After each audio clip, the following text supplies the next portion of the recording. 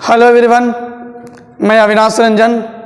आज आपके इस नए टॉपिक में नवम वर्ग के बच्चों के लिए मैथ विषय का एक बहुपद जो सब्जेक्ट में आता है। मैथ में बहुपद भी नौवां और दसवां दोनों के लिए ज़रूरी है। तो आज नवम वर्ग के लिए जो इस बार नवम वर्ग के लिए जो बच्चे आए हैं, जो नए नामांकन कराए हैं, उनके लिए ये चैप्टर नवम वर्ग के लिए बहुत अच्छे चैप्टर में माने जाते हैं। और बहुपद नवम वर्ग और दसम वर्ग दोनों के लिए ज़रूरी है। तो आज नवम वर्ग के लिए जो टॉपिक्स है वो है बहुपद। बहुपद को अंग्रेजी में क्या बोलेंगे? पॉलिनोमियल। ठीक है, बहुपद को अंग्रेजी में क्या बोलेंगे? पॉलिनोमियल। तो पॉलिनोमियल बहुपद जो है ये नवम वर्ग के लिए बहुत अच्छे चैप्टर में आते हैं। यहाँ से शुरुआत होते हैं तो बहुपद का गुना, बहुपद के भाग, बहुपद के जोड़ घटाव, ये सब आपको बहुत सारे सीखने हैं। ये लंबा चैप्टर माना जाता है, लेकिन अगर सीखेंगे तो कुछ ऐसे बिंदु हैं जो महत्वपूर्ण बिंदु है जो जानना बहुत ज़रूरी है। ठीक है, तो पहला महत्वपूर्ण बिंदु क्या है? हम महत्वपूर्ण बिंदु में क्या आते हैं? पहला बिंदु आपका आ गया बीजगणितीय पद। देखिए, बहुपद बीजगणित में आता है, ठीक है ना। तो बीजगणितीय पद सबसे पहला पद आता है बीजगणितीय पद। बीजगणितीय पद कहता है कि बीजगणित का जो संकेत होगा, हम लोग मैथ में बीजगणित का बहुत बड़ा योगदान है। एक्स वाई जेड मैथ बनाते समय आता है, तो बीजगणित से ही हम लोग इसको सीखते हैं। ठीक है, तो बीजगणित का संकेत या हम लोग क्या लेंगे? चर। चर में आप लोगों को कोई अंग्रेजी वर्णमाला का अक्षर रखा जाता है। जब भी चर आता है तो हम लोग लेते हैं एक्स वाई जेड, ज़्यादातर यही रहेगा एक्स वाई जेड। चर अंग्रेजी वर्णमाला को कहा जाता है। ठीक है ना, चर का मान बदलता नहीं है, लेकिन अक्षर है वो बदल जाता है। चर समझिएगा, चर हम लोग किसी अक्षर को कहते हैं। ठीक है ना, अंग्रेजी अक्षर जो होगा वो आपका क्या कहलाएगा? चर कहलाएगा। आई बात समझ में? और अगर आपको कहेगा अक्षर, तो अक्षर किसको कहिएगा? 1 2 3 4 से लेकर के जो भी अंक होगा, जो भी अंक होगा वो आपका क्या कहलाएगा? अक्षर। अक्षर बदल जाता है, कहीं कहीं 1 2 3 4 करते रहते हैं, लेकिन हर जगह पर कहीं एक्स, कहीं वाई, कहीं जेड का प्रयोग होता है। समझ गए? तो ये बात ध्यान रखिएगा। चर एक्स वाई जेड यानी अंग्रेजी अक्षर का रहेगा, और अक्षर 1 2 3 4। आज बात समझ में? तो चर और संख्याओं का जो गुणनफल होगा, चर और संख्या, संख्या में क्या मतलब? अंक को ही ना संख्या कहते हैं। और चर मेरा क्या रहेगा? X Y Z. ठीक है, तो चर और संख्याओं का गुणनफल को हम लोग क्या कहेंगे? बीजगणितीय पद कहेंगे। क्या कहेंगे? बीजगणितीय पद, या केवल हम लोग पद भी कह सकते हैं। या बीजगणितीय पद कहिए चाहे पद कहिए। अगर हम उदाहरण में देखें तो 2x, पहला उदाहरण 2x। 2x में 2 क्या है? संख्या हो गया। 2 क्या हो गया? संख्या। संख्या क्या कहलाएगा? अक्षर कहलाएगा। कहलाएगा कि नहीं कहलाएगा? यार उसका अंक क्या से गुना किया हुआ है? 2 को 1 से गुना किया हुआ है। संख्या को किससे गुना किया हुआ है? 4। 4 में क्या है तुम्हारे पास? x है। ठीक है, तो x अगर आपका अगर चर है तो हमको क्या कहेंगे? 2x क्या हो गया? बीजगणितीय पद हो गया। 2x क्या हो गया? बीजगणितीय पद। यानी 2 अंक हो गया और x क्या हो गया? चर हो गया। उसी तरह से 3a² है, तो इसमें संख्या कौन है? 3 संख्या हो गया। और a² यानी 3 संख्या, और a को क्या बार गुना किया गया? 2 बार गुना किया गया। a को 2 बार गुना करेंगे तो a², a को 3 बार गुना करेंगे तो a का क्यू, a को क्यू करेंगे तो a को 3 बार गुना। आई बात समझ में? a को स्क्वायर है तो a को 2 बार गुना करेंगे। केवल a रहेगा तो 1 ही रखेंगे, a रहेगा तो केवल 1 घात है तो 1 ही रहेगा। ये सब जानना बहुत जरूरी है कि 1 घात रहेगा तो 1, 2 घात रहेगा तो 2 बार गुना, 3 घात रहेगा तो 3 बार गुना। आई बात समझ में? तो बीजगणितीय पद में संख्या और चर दोनों के गुणनफल को क्या कहेंगे? बीजगणितीय पद कहेंगे। उसी तरह से ए स्क्वायर BC तीसरा जो है वो समझिए, तीसरा में कोई अंक नहीं है। अगर अंक नहीं है तो हम समझेंगे कि क्या छुपा हुआ होगा? 1। और ए स्क्वायर का मतलब कै बार गुना किया होगा? ए को 2 बार, और फिर बी को 1 बार और सी को 1 बार, यानी सभी को गुना कर दिया। तो संख्या में कौन हो गया? 1। बाकी चर में क्या हो सकता है? A B C. हम आपको क्या बोले कि चर अक्षर में XYZ या ABC भी हम ले सकते हैं। केवल अक्षर को अगर कहा जाए, कहीं अगर अक्षर दिखाई देगा तो समझ लीजिएगा वो चर है। ठीक है, अब आए समझ में? चर अक्षर को, अंग्रेजी अक्षर को, और अचर अंक को यानी संख्या को। अब आ जाते हैं गुणांक। गुणांक नाम से होता है अंक का गुना। नाम से क्या पता चलेगा? अंक का गुना। ठीक है, तो अंक का गुना क्या कहलाएगा? गुणांक कहलाएगा। क्या लिखे हैं कि किसी पद में गुना करने वाली जो संख्या होती है, ठीक है, किसी पद में जो हमको संख्या से गुना कर देंगे उसी पद को क्या कहते हैं? गुणांक कहते हैं। डिफिनेशन ये है कि किसी संख्या को अगर पद से हम गुना कर देते हैं, ठीक है, पद में मतलब XYZ, और हम अंक से गुना कर दिए तो हमारा क्या हो जाएगा? पद का गुणांक कहलाएगा। ठीक है ना, याद रखिएगा क्या कहलाएगा? पद का गुणांक। अब देखिएगा उदाहरण से हम समझेंगे। उदाहरण में देखिए 5A है। क्या है? 5A। 5 क्या हो गया? संख्या। और A क्या हो गया? आपका अक्षर हो गया, या चर कह देंगे। अक्षर जहां मिले उसको क्या कह देंगे? चर कह देंगे। आई बात समझ में? तो कहेगा कि 5A में गुणांक कितना है? तो गुणांक किसको कहना है? जिसको हम संख्या से गुना कर दिए, यानी 5 को हम गुना किए A से, तो गुणांक क्या लिखाएगा? गुणांक क्या लिखाएगा? 5। गुणांक क्या लिखाएगा? 5। X और Y है, चर हो गया, इसको कितना से गुना किए? -3 से, तो -3 गुणांक हो गया। ठीक है, इसमें क्या होगा? x³ y का गुणांक क्या लिखाएगा? 7। x² y है। आपके पास अगर कुछ नहीं है अंक में तो आप समझ लीजिए कि क्या छुपा हुआ होगा? 1, यानी इसका 1 छुपा हुआ है, तो E1 क्या हो गया? x² y का गुणांक हो गया। ठीक है, देखिए आप लोगों को 9वें वर्ग में आपका गुणांक के बारे में पूछता है कि 5x³ अगर सवाल दे दिए जाए, देखिएगा 5x³, ठीक है, तो x³ का गुणांक क्या है पूछेगा। x³ का गुणांक क्या है? ठीक है ना, तो x³ का गुणांक समझ लीजिए कितना से गुना किया हुआ है इसको, x³ को 5 से, तो x³ का गुणांक क्या हो गया? 5। अगर 5y² 25y² दे दिया, ठीक है, 5 हटा देते हैं, हम 25 कर देते हैं। ठीक है, 25y² है, तो पूछेगा y² का गुणांक क्या है? ठीक है, तो y² का गुणांक क्या लिखेंगे? 25। क्या लिखेंगे? 25। आई बात समझ में? अब आप लोग देखिए, अब आगे हम बता रहे हैं जो तीसरा महत्वपूर्ण बिंदु है वो है बहुपद का घात। ठीक है, तो बहुपद का घात क्या होता है ये ध्यान दीजिएगा। बहुपद का घात हम लोग ये जानेंगे कि बहुपद का घात होता क्या है।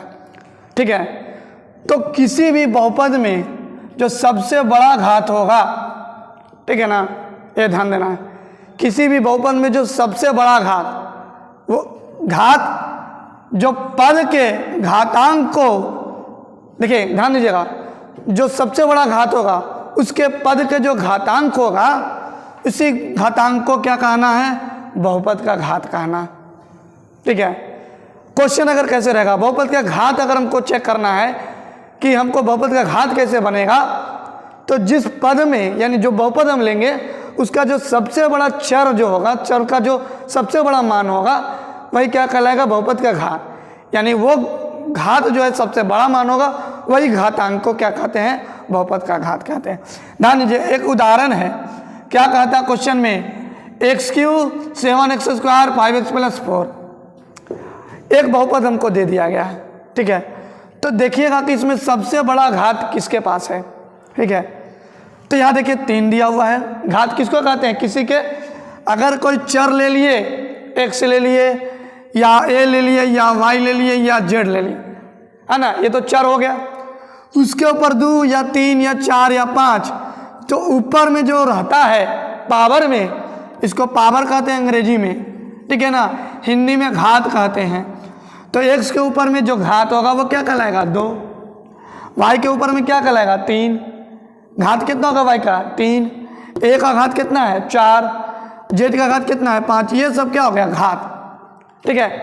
तो किसी के घात में ऊपर में 3 दे दिए, इसमें 2 दे दिए, है ना, इसमें क्या छुपा हुआ है, क्या छुपा हुआ है, 1, ठीक है। कितना है, 1, और इसमें है ही नहीं। तो जब नहीं है तो हमको क्या करते हैं, x करके उसके ऊपर में क्या लिख देते हैं, 0, ठीक है। अगर आपको अचर मिलता हो 5 या 6 या 7 या कोई अंक अगर आए, ठीक है, तो अगर कुछ नहीं है, x y z कुछ नहीं है, तो हमेशा याद रखें इसके घात में 0 कर देंगे, इसके घात में भी 0, इसके घात में भी 0। ये बात याद रखिएगा, ठीक है ना, कि अंक है और उसमें कोई चर नहीं है तो हमको क्या कर देना है, x के घात में 0, यहाँ भी 0, यहाँ भी 0 कर देंगे। और ये बात याद रखते हैं कि किसी भी x के पावर में 0 करते हैं उसका मान क्या देता है, 1 देता है, ठीक है ना। हम इसलिए आपको बता रहे हैं कि इन 4 को हम पद लिए, x³ 7x² 5x और 4x। इसमें बताइए कि सबसे ज़्यादा कौन है, तो देखिए 3 सबसे ज़्यादा हो रहा है, 2 1 0 सब छोटा है, तो 3 सबसे ज़्यादा हुआ, तो हम इसको समझेंगे कि बहुपद का घात क्या होगा, 3 होगा। बहुपद का घात क्या लेंगे, 3। आई बात समझ में, जिसका बहुपद में अगर हम घात में हम देखेंगे कि जिसका मान सबसे ज़्यादा हो वही बहुपद का घात कहलाएगा। इसमें देखिए दूसरा में, इसमें 5 है, इसमें 4 है, इसमें कुछ नहीं है, क्या करेंगे, इसमें कुछ नहीं है तो क्या कर देंगे, डायरेक्ट हम 0 बैठा देते हैं, बैठा देंगे, तो क्या होगा, ये 5 हो गया, ये 4 हो गया, ये 0 हो गया। तो बताइए कौन इसका बहुपद का घात होगा, तो सबसे ज़्यादा मान किसके पास है, x के पावर 5 के पास है। तो बहुपद का घात क्या कहलाएगा, हमारे पास बहुपद का घात 5 हो जाएगा। आई बात समझ में, ये बहुपद का घात 5 हो गया, ठीक है। इसमें 3 आया तो बहुपद का घात 3, 3 सबसे ज़्यादा है ना इसमें, तो बहुपद का घात 3 हो गया।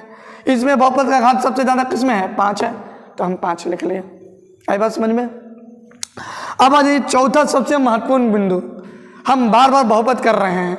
बहुपद मतलब बहुत सारे पद, आप इसको पद को अनंत तक भी ले सकते हैं, लेकिन नवम वर्ग में पढ़ते हैं तो इसका हम लोग 5 6 7 8 9 इतने तक हम जाते हैं, ज़्यादा नहीं जाते हैं। लेकिन आगे जब क्लास में बढ़िएगा तो और भी बड़ा साइज में मिलेगा। लेकिन अगर बहुपद का व्यापक रूप पूछा जाए तो हमको क्या होगा, बहुपद का व्यापक रूप का फॉर्मूला है, बहुपद को जब भी व्यक्त करेंगे तो px से। p क्यों लिए, p को अंग्रेजी में पॉलिनोमियल बोला जाता है, ठीक है ना, क्या बोला जाता है, पॉलिनोमियल। और x क्या हुआ आपका, चर। x है तो सब जगह x मिलेगा, अगर y होगा तो सब जगह y होगा, z होगा तो सब जगह z होगा, ठीक है ना। कोई ना कोई बहुपद में बीजगणित में कोई ना कोई चर जरूर रहेगा, या ABC भी हो सकता है, XYZ भी हो सकता है, लेकिन बहुपद में हम लोग ज़्यादा क्या करेंगे, XYZ का ही इस्तेमाल करेंगे।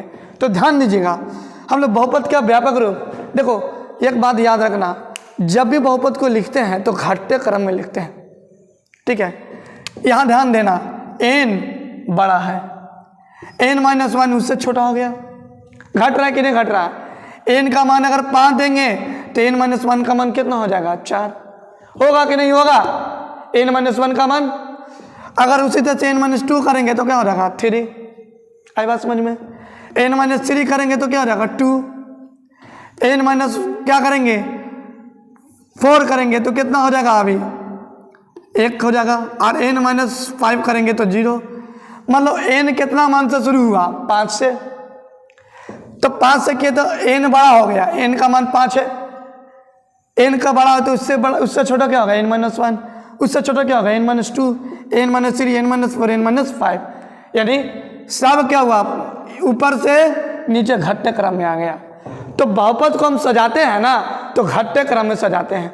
और एक बात याद रखना, बहुपद को हमेशा घात के रूप में प्लस में रखते हैं, ठीक है, कभी भी माइनस में नहीं होगा। और जीरो तो न प्लस में ना माइनस में होता है, जीरो को प्लस में भी ना रख सकते हैं ना माइनस में। जीरो आपको मतलब प्लस में भी रख सकते हैं माइनस में, इसका कोई मतलब नहीं है जीरो को प्लस माइनस में, ठीक है, जीरो स्वतंत्र है। तो जब भी बहुपद का घात होगा तो सब क्या में होगा, आपका प्लस में होगा, माइनस में होगा तो गलत हो जाएगा, माइनस में सब बटा में चला जाता है। बहुपद को हमेशा प्लस में घात में रखा जाता है। तो ध्यान दीजिएगा, बहुपद को सजाने का क्रम यानी बहुपद का व्यापक रूप शुरुआत करते हैं कहाँ से, a0, फिर क्या लेंगे a1, फिर क्या लेंगे a2, अगला क्या हो जाएगा a3, अगला क्या होगा a4, करते करते क्या हो रहा है n माइनस 1 घट गया, उससे और घट करके क्या हो जाएगा a प्लस n, प्लस में है ना an हो जाएगा। आई बात समझ में, यानी n माइनस 1 और n, यानी यहाँ से जब a को लिखते हैं तो 0 1 2 3 4 से कहाँ तक जाते हैं n तक। ई n जो है वो nवां पद हो गया, क्या हो गया nवां पद। बहुपद का व्यापक रूप में a0 a1 a2 an minus 1 an क्या हो गया nवां पद तक चला गया, ठीक है। अब यहाँ देखिएगा x के पावर n है, n हो गया x घात में, फिर n माइनस 1 हो गया, घटते क्रम में हो रहा है। हम आपको अभी समझाएं, ये n बड़ा तो n माइनस 1 छोटा, तो घात n से शुरू किया, फिर क्या लिया n माइनस 1, फिर क्या लिया n माइनस 2, फिर क्या लेगा अगला तो जाएगा ये x तक गया, क्या तक गया x तक, यानी इसके घात में क्या छुपा हुआ होगा, कोई ना कोई अंक छुपा हुआ होगा, 1 छुपा हुआ है, अगला में कुछ नहीं है 0 हो गया, हो जाएगा कि नहीं हो जाएगा।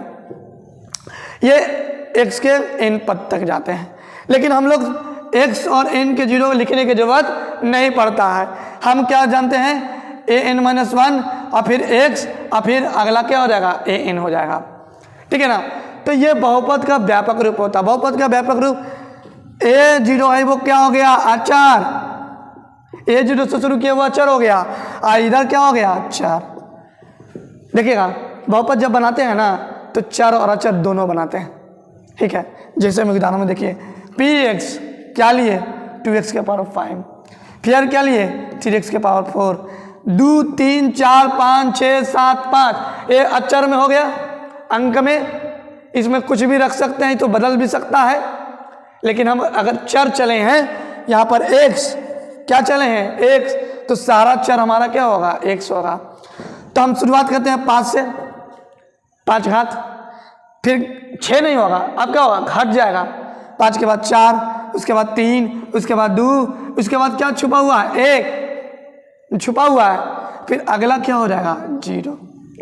तो अब आप बताइए बहुपद को अंक में पहले लिखे 2 3 4 5 6 जो भी आया, और उसके में चर में क्या करते गए घटाते चले गए। इसको देखिए a0 की जगह पर क्या दिखा दे रहा 2, a1 की जगह पर क्या दिखाई दे रहा 3, a2 की जगह पर क्या दिखाई दे रहा 4, बीच में और भी हो सकता है, तो 6 7 5 रन कर दिए। यहाँ देखो n के घात में 5, n माइनस 1 तो 4, n माइनस 2 तो 3, देख लीजिए 5 4 3 2 1 हो रहा है कि नहीं हो रहा है। इसी तरह से हम लोग बहुपद हम लोग लिखते हैं। अब आगे देखिए हम आपको अब आपको क्या समझा रहे हैं, बहुपद को पहचानना है। अभी हम आपको समझाए कि बहुपद जो है वो घटते क्रम में रहेगा, बहुपद चर और अचर दोनों के साथ सम्मिलित रहेगा गुना के रूप में। अब आपको हम समझा रहे हैं, ध्यान दीजिएगा, बहुपद पहचानना है। 2 बातें याद रखिएगा कि बहुपद को जब पहचानेंगे तो हम इसको रूट में कभी नहीं रखेंगे, चर में। मान लो चर x है तो ये रूट में है तो इसका बहुपद नहीं बनेगा, पहला पॉइंट। ठीक है। दूसरा पॉइंट है कि बहुपद के घात में माइनस कभी नहीं देना है। ठीक है, घात अगर माइनस आ गया तो भी बहुपद नहीं होगा। ठीक है, ये दो बातें। और दूसरी चीज आपका तीसरा चीज है कि बटा में अगर है 1/x है, x है, तो ये भी बहुपद का घात बहुपद नहीं होगा।